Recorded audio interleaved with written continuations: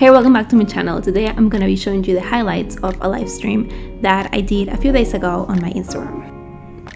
Thanks for joining. I'm just wanted to get back here and just have a little chat with you and talk a little bit about some questions that you might have. I have already some prepared, but if you have more questions, don't hesitate to ask me. I would love to answer them. So this is gonna be more of a Q&A sort of session, and I'm gonna start by one question I got asked on Twitter. And this question from Twitter was just a Twitter thread when we were talking about how many languages was I planning to learn in the next year, and I told all the languages. And someone asked, how do you have time to study so many languages? Like, that's impossible. I'm struggling with one, how to do it. And the truth is that I have a few tips that I'm gonna share with you, but also it's just a matter of prioritizing. So how do I have time to study all the languages that I study? The first thing that I do is that I pick a main language.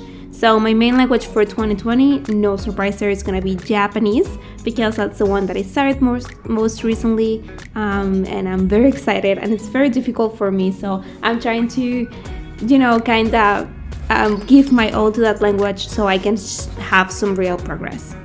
The second thing that I do to maintain and learn all these languages is that I set triggers throughout my day. So I will have my phone in Italian.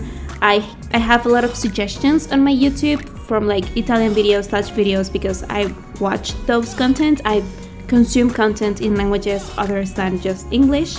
And then I also set language habits, and I am obsessed with setting habits because it's really the most efficient way to learn a language. Try to set habits that maintain me into the loop of learning languages constantly, even in my busiest days.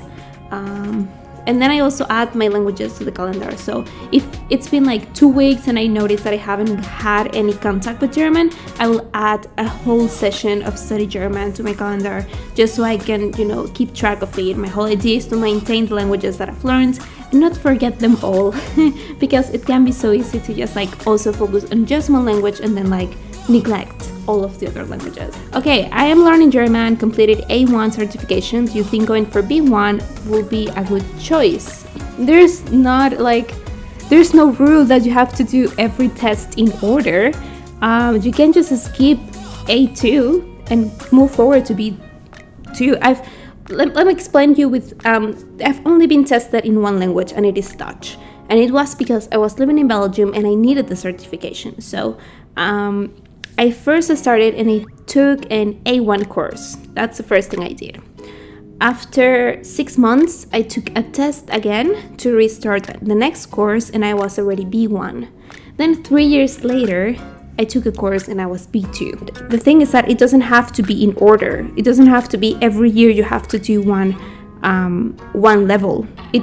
People progress. Some people progress faster. Some people progress more with, slower. Some people's progress is slower. So because a language school or a language certification has a schedule that people should follow, doesn't mean that you have to follow it as well.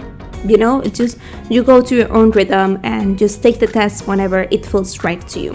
If you feel confident enough to do a B1, then go ahead. I'm sure you're gonna be doing amazing.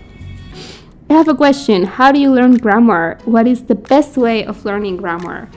How do I learn grammar? I learn grammar by I will call it synergy. I don't know. I learn grammar by osmosis. I just absorb it in a way that works for me. I do learn most of my grammar by reading. Reading is very, very good activity for you to learn grammar, and just writing as well. Reading and writing, it's the way I learn grammar. And if I have some questions about grammar, I will Google it and I read the theory and I internalize it. I try to understand it, and then I try to recognize it in the things that I read, in the things that I listen to. That's the best thing. What is the best way of learning grammar? I really don't know what's the best way. I think it's different for a lot of people. Some people swear in textbooks, and that's just fine. I don't like textbooks because I don't have the capacity of being focused on a textbook for so long, so I need to switch it up. That's the truth.